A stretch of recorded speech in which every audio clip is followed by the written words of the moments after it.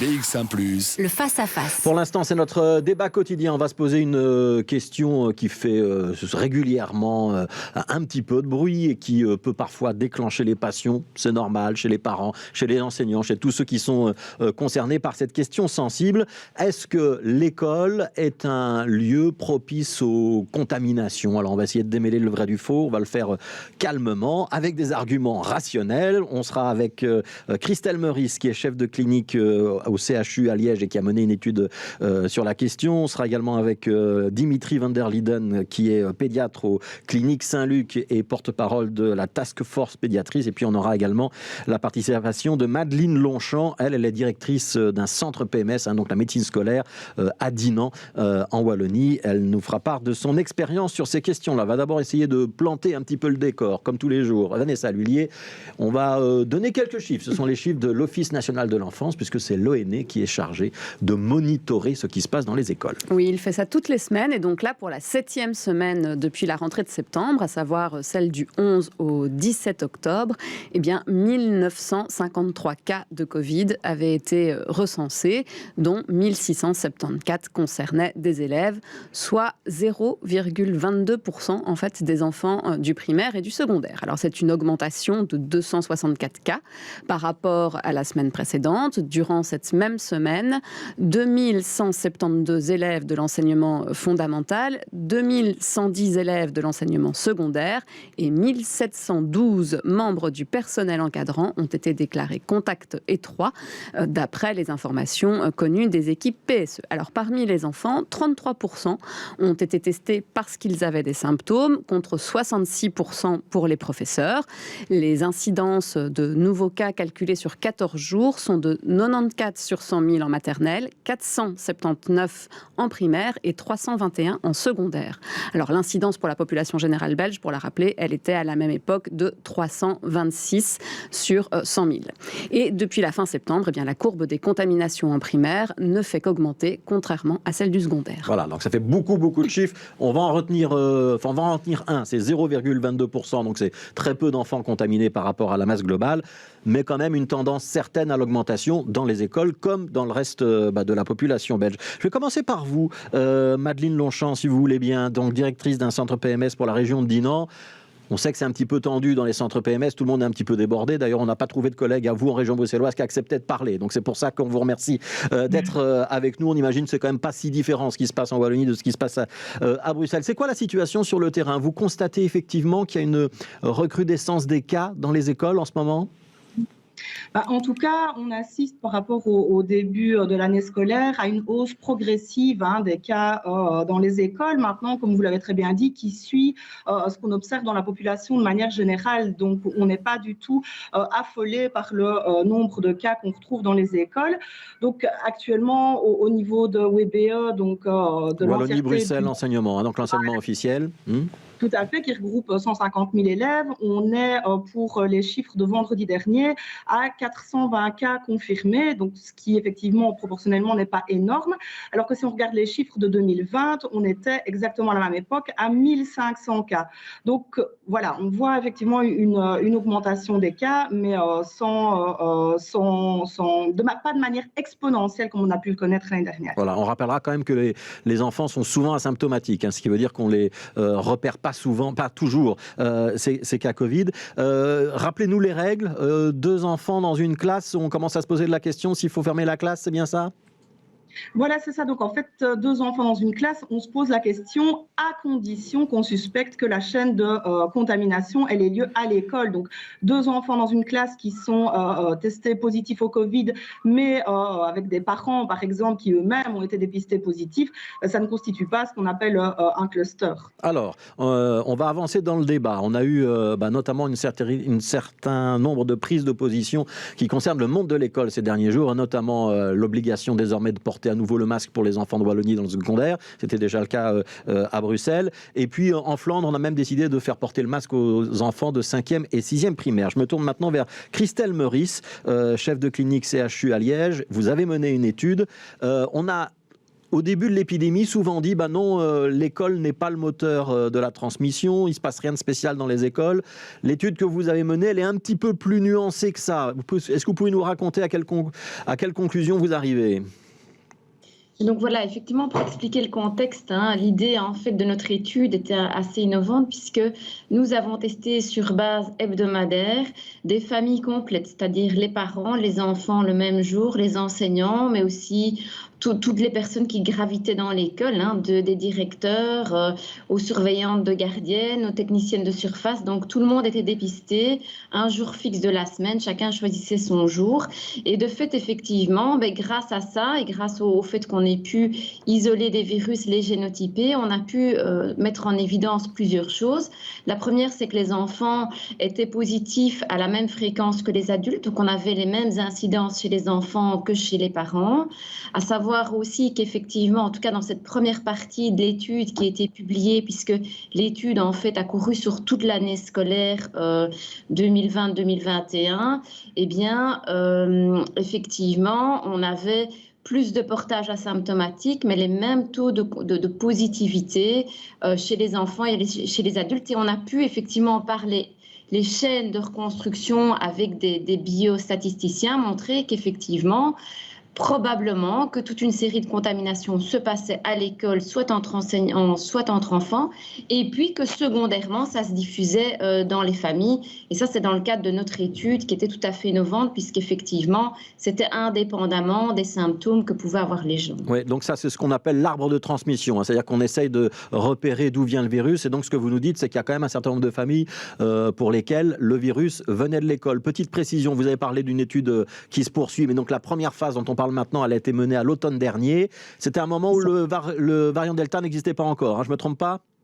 Exactement. Donc la première partie de l'étude, c'est avec le variant sauvage, entre guillemets. Évidemment, la deuxième partie de l'étude a été impactée par le variant alpha. Et donc cette année-ci, nous ne faisons plus l'étude. Mais donc je résume, ça veut quand même dire que oui, les enfants peuvent ramener le virus à la maison. Ce dont on n'a jamais douté, mais dont on a parfois dit que c'était marginal. C'est pas si marginal que ça. Effectivement, l'idée, dans nos conclusions à nous, c'est de dire de ne pas minimiser le rôle des enfants, ne pas non plus surexagérer. Donc je pense que dans ce que vous venez de dire par rapport à l'émotionnel, par rapport aux écoles, par rapport aux enfants, il faut ni le minimiser, ni non plus dire tout est de la faute des écoles.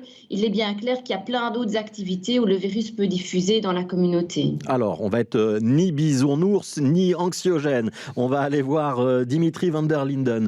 La question, elle est quand même relativement importante parce qu'on demande beaucoup d'efforts, on a demandé beaucoup d'efforts aux écoles, on les a même fermées à un certain moment. C'est compliqué pour les enfants. Est-ce qu'ils sont victimes ? Vous diriez ça, Dimitri van der Linden ? Parce que finalement, pour eux, le risque il est relativement faible. On a quand même assez peu de cas d'enfants qui ont développé des complications sévères. Alors, je ne dirais pas qu'ils sont victimes, parce que je pense dans cette crise, quand on parlait de passants tout à l'heure, un des problèmes, c'est qu'on essaie toujours de comparer un peu les groupes, les secteurs, etc. Je pense qu'il est vraiment important maintenant de continuer à voir cette crise de façon globale et surtout de façon équilibrée, pour justement que personne ne se sente victimisé. À mon sens, c'est vraiment important que dans d'autres secteurs aussi, on puisse faire des efforts, qu'on puisse mieux détecter des clusters dans les entreprises, dans d'autres lieux de vie où il y a des adultes qui gravitent, des endroits où il n'y a pas de masque, dans des grandes réunions, aussi dans d'autres entreprises. Donc c'est important de pouvoir agir à tous les niveaux de la société, je dirais. Ouais. Est-ce qu'aujourd'hui, les mesures qu'on impose aux écoles, par exemple le fait de porter le masque dans le secondaire, ça vous semble compliqué pour les enfants ? C'est un effort qui peut nuire au bien-être, à l'apprentissage, ou c'est quelque chose qui est supportable lorsqu'on parle d'adolescents ? Alors, c'est un effort qu'on leur demande, certes. Il faut savoir que certaines écoles l'ont déjà demandé en Fédération Wallonie-Bruxelles depuis le début de l'année, comme à Bruxelles. Et donc, finalement, c'est un peu arrivé à harmoniser les mesures en Belgique pour ce groupe d'âge-là. C'est vrai que c'est pas, on l'a montré, c'est pas là où il y a la plus grande incidence, mais que tout de même, il y a des contacts, ils ont beaucoup de contacts. Les adultes aussi, les professeurs ont des contacts. Donc, je pense que c'est important de pouvoir agir à ce niveau-là aussi. Mais, comme je le disais tout à l'heure, de pouvoir agir dans toutes les autres activités humaines où il y a des adultes qui peuvent aussi porter le masque, voilà, pas seulement les adolescents. Donc pas seulement dans les écoles. On va poursuivre dans notre débat. On va se rendre à l'étranger avec vous, Vanessa Lullier. Oui, on va aller en Grande-Bretagne où le gouvernement en fait a choisi une autre stratégie par rapport à la vaccination des 12-15 ans par rapport à ce que nous on a fait. Ce n'est qu'à partir du 20 septembre en fait que les adolescents ont pu avoir accès à la vaccination. Il a été décidé d'ailleurs qu'ils n'auront qu'une seule dose. Or, depuis début octobre, les cas de Covid-19 explosent outre-Manche. Un enfant est contaminé toutes les 20 minutes au Royaume-Uni. Une telle statistique fait dire aux experts britanniques aujourd'hui que les plus jeunes et l'école seraient donc les moteurs de l'épidémie. Le taux de positivité aussi des 11-15 ans est de 5%. Aujourd'hui, 80% des Britanniques de plus de 16 ans sont vaccinés et il n'y a que chez les enfants que les cas augmentent de manière exponentielle. Donc l'école moteur de l'épidémie, ça c'est ce qui se passe au Royaume-Uni, c'est pas ce qui se passe chez nous. Vous êtes d'accord avec ça, Christelle Meurice? On n'est pas du tout dans la situation de la Grande-Bretagne, hein? Mais de nouveau, je pense que quand on parle de l'épidémie et du ou des moteurs, il faut voir la société dans son ensemble. Il faut voir les autres règles qui ont été mises en place dans les écoles. Et donc, il est clair que forcément, s'il n'y a qu'une seule partie de la population qui n'est pas vaccinée, on s'attend à ce que le virus circule en particulier chez ces personnes-là et en particulier s'il n'y a pas d'autres mesures qui sont prises. On le voit bien de toute façon dans toutes les tranches d'âge. Le virus circule énormément malgré la vaccination. Donc c'est pour ça qu'il est important de garder toute une série de mesures. C'est pas la vaccination versus le masque versus le CST, etc. C'est toutes ces choses-là ensemble qui vont faire en sorte qu'on va pouvoir passer les mois d'automne et d'hiver qui vont être compliqués. Donc c'est ça le secret. Il faut qu'on arrête d'opposer les groupes entre eux. Il faut qu'on arrête de dire c'est une mesure ou l'autre. Ça veut dire qu'on a peut-être un petit peu survendu la vaccination en laissant entendre que ce serait une libération et que ce serait le retour quasiment au monde d'avant, Dimitri van der Linden? Alors, je pense que vous touchez un point sensible. Je pense qu'il est important effectivement que le plus d'1 million d'adultes non vaccinés se vaccinent parce que ça a d'énormes répercussions. Ça a des répercussions dans les milieux de travail, dans les hôpitaux. On voit des clusters aussi liés au personnel. Dans les écoles, il y a également des clusters liés à certains enseignants non vaccinés qui produisent un super événement. Le PSE le déclare de temps en temps. Et donc, il faut pouvoir, comme disait ma collègue Dr Meurice, voir l'école dans son ensemble. C'est-à-dire que l'école est interconnectée avec le monde, avec les activités extrascolaires, avec les voyages, avec toute une série de facteurs sur lesquels on doit aussi agir pour protéger l'environnement scolaire. C'est vraiment important que tous les adultes aussi maintenant prennent leurs responsabilités pour protéger finalement les groupes d'âge qui ne sont pas vaccinés, qui n'ont pas accès à la vaccination. Les moins de 12 ans ne peuvent pas être vaccinés.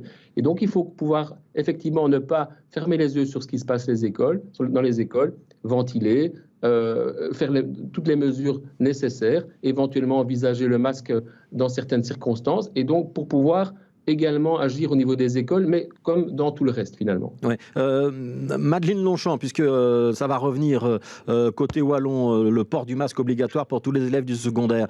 Les élèves, ils réagissent comment lorsqu'on leur annonce ça? C'est de la fatalité, c'est de la compréhension, c'est de la fierté de participer à l'effort collectif ou c'est plutôt du rejet? Il y a un peu de tout. Ça va dépendre un petit peu effectivement du sentiment des élèves. Ce que nous, on constate actuellement, c'est que les conséquences de cette crise, elles se marquent fort dans les classes au niveau des adolescents en termes actuellement de démotivation, de décrochage pédagogique, d'absentéisme, avec une proportion d'élèves comme ce qu'on rencontre dans la société, qui effectivement sont en révolte contre ces mesures, et d'autres qui par contre ne demandent qu'à participer à l'effort collectif. Donc c'est compliqué parce qu'on est vraiment à un moment de développement où ces jeunes ont besoin de se retrouver entre eux dans des contacts qui soient sereins, qui leur permettent de se construire. Et là, pour l'instant, ce qu'on voit dans les écoles, c'est qu'effectivement, il y a quand même pas mal de tensions à ce niveau-là entre les élèves. Ouais. Est-ce que le fait que ça dure, parce qu'on est rentré dans cette crise en ne sachant pas exactement combien de temps ça allait durer, le fait que des mesures finalement reviennent alors qu'on les pensait appartenir au passé, c'est une complication supplémentaire. Est-ce qu'il y a des élèves qui se démotivent, en d'autres termes? Oui, bien sûr, qu'ils se démotivent, mais de nouveau, même chose que pour les adultes, je pense que c'est compliqué, ça dure, et que même si les élèves sont revenus à temps plein à l'école, c'est pas parce qu'ils sont à temps plein à l'école que tous les problèmes se sont solutionnés du jour au lendemain. Je pense que voilà, il y a effectivement énormément de choses qui sont compliquées. C'est voilà, les difficultés à rattraper les matières au niveau pédagogique, plus toutes les contraintes qui viennent se surajouter autour. C'est difficile à comprendre pour les jeunes parce que voilà, ils ont un peu l'impression aussi parfois d'être pointés comme potentiellement plus contaminants, puisqu'on parle beaucoup de l'école pour les adultes, pour leurs proches, etc. Ça génère d'une part parfois des angoisses, hein, et d'un autre côté aussi parfois vraiment du décrochage par rapport à ces mesures qui parfois deviennent difficilement compréhensibles pour les jeunes. Je pense que ça, c'est vraiment assez difficile au niveau des adolescents. Ouais. Dimitri van der Linden, est-ce qu'il y a parfois un sentiment de culpabilité dans les jeunes que vous pouvez rencontrer, soigner dans l'exercice de votre métier? Est-ce que vous diriez que maintenant on doit effectivement accentuer la pédagogie et bien expliquer pourquoi on fait l'une ou l'autre mesure et pourquoi on réintroduit des mesures qu'on avait finalement levées à un moment? Effectivement, les jeunes, notamment les 12-17 ans, ont déjà fait un effort sociétal important. Il y a 74% de cette tranche d'âge-là en Belgique qui est vaccinée. Donc, bon, évidemment, ça varie selon les régions, comme vous savez. Et donc, certains jeunes sont motivés pour agir, pour que la société aille mieux. Mais il faut également qu'en contrepartie, on puisse leur apporter des conditions de vie qui puissent être en concordance avec un certain bien-être. Et je pense qu'il faut tout faire. Je pense que Mme Longchamp confirmera qu'il faut tout faire pour éviter l'hybridation, par exemple. Donc c'est l'enseignement à distance. Voilà, parce que nos collègues pédopsychiatres vraiment ont encore actuellement des cas, ils sont débordés encore par les jeunes en souffrance mentale. Donc je pense qu'il faut vraiment effectivement faire preuve de pédagogie dans les classes, mais également d'empathie et de pouvoir faire en sorte que leurs conditions de vie soient optimales. Alors, on parle souvent de balance dans cette crise, la balance bénéfice-risque pour la vaccination. J'ai envie de vous poser cette question-là en termes de balance et d'équilibre. On a donc d'un côté une contamination dans le milieu scolaire qu'on avait peut-être un petit peu sous-estimée et dont on sait maintenant qu'elle existe et qu'elle peut remonter vers les adultes. On a de l'autre côté le bien-être des jeunes, la nécessité d'assurer l'enseignement, si possible en présentiel et pas à distance. Est-ce que cette balance aujourd'hui, elle est juste, elle est équilibrée? C'est la question que j'ai envie de vous poser pour conclure cette émission, notamment quand on réintroduit le masque en secondaire en Wallonie, comme on l'avait déjà maintenu à Bruxelles. Si on devait l'ajouter pour les 5e et 6e primaires, quand on recommande aux adolescents de se faire vacciner, quand on leur demande de se faire dépister, quand on ferme des classes à partir du moment où il y a un cluster. Est-ce que tout ça, c'est équilibré? Ou est-ce qu'aujourd'hui, vous avez le sentiment que la balance, on doit la revoir? Allez, je commence par vous, Madame Longchamp, Madeleine Longchamp. C'est compliqué comme question parce que voilà, je pense qu'il faut tenir compte, comme on l'a dit, de différents facteurs et autant de se dire qu'on protège la santé de la collectivité, qu'on fait cet effort-là, mais qu'on doit effectivement protéger la santé mentale des jeunes. Je dirais que je trouve que cet aspect-là, pour l'instant en tout cas, il n'est pas suffisamment considéré et suffisamment mis en lumière parce que les élèves qui sont voilà, effectivement suivis en pédopsychiatrie, qui sont vraiment les plus mal, ça représente une certaine proportion. Mais dans les élèves qui sont à l'école et qui ne sont pas en suivi, nous on constate que de manière générale, il y a quand même un mal-être important. Et donc je pense que par rapport à ça, il faut vraiment bien voilà, prendre en considération cet aspect-là et pas que effectivement les aspects de suivi de l'épidémie au niveau de l'école, au niveau de la santé. Donc attention à l'élément mal-être dans la balance. Christelle Meurice. Mais je pense, comme on l'a dit, ce qui est très très important, c'est qu'à tous les niveaux de la société, les gens fassent des efforts. On a parlé de la vaccination, il faut aussi parler de la 3e dose, qui est importante pour les plus de 65 ans. Je pense que l'équilibre des enfants et des ados, ça passe par l'école, mais ça passe aussi par des interactions sereines avec leur famille, leurs grands-parents. Je pense qu'ils ont aussi passé des mois difficiles sans les voir, en les voyant moins, avec des masques, ou en estimant que probablement ils étaient des virus ambulants et pour finir une personne à risque pour les gens auxquels ils tiennent. Donc je crois que c'est très très important de à la fois effectivement mettre les mesures nécessaires pour permettre à l'école de fonctionner avec ou sans masque. Je crois que c'est super important parce que les élèves ils préféreront se voir en présentiel avec un masque que de ne pas se voir. Ça je pense que c'est important, mais c'est aussi important d'insister sur le reste de la société, sur le comportement des parents, que eux aussi soient vaccinés, fassent attention de ne pas eux-mêmes être le cas index de leur propre famille et contaminer leurs enfants, les priver de scolarité, les faire mettre en quarantaine, etc. Et donc, je pense que c'est très important qu'effectivement, à tous les niveaux de la société, on prenne des mesures parce que je le rappelle quand même, dans les hôpitaux, les cas sont en train de monter de manière assez rapide. Il y a une pression extrêmement importante sur les soignants qui, ça fait 1 an et demi qu'ils ont la tête dans la gadoue, entre guillemets, à s'occuper de patients Covid. C'est extrêmement compliqué pour le moment. Ces gens-là souffrent aussi moralement. Ils font un travail dans des circonstances extrêmement compliquées. Et donc, je pense que c'est vraiment important que tous ensemble, on essaye d'y arriver et effectivement d'expliquer pourquoi on fait les choses. Ça, c'est très important. Alors, Dimitri van der Linden, vous avez fait oui de la tête au propos de Christelle Meurice. Est-ce que vous allez répondre un peu à ma question de la balance ?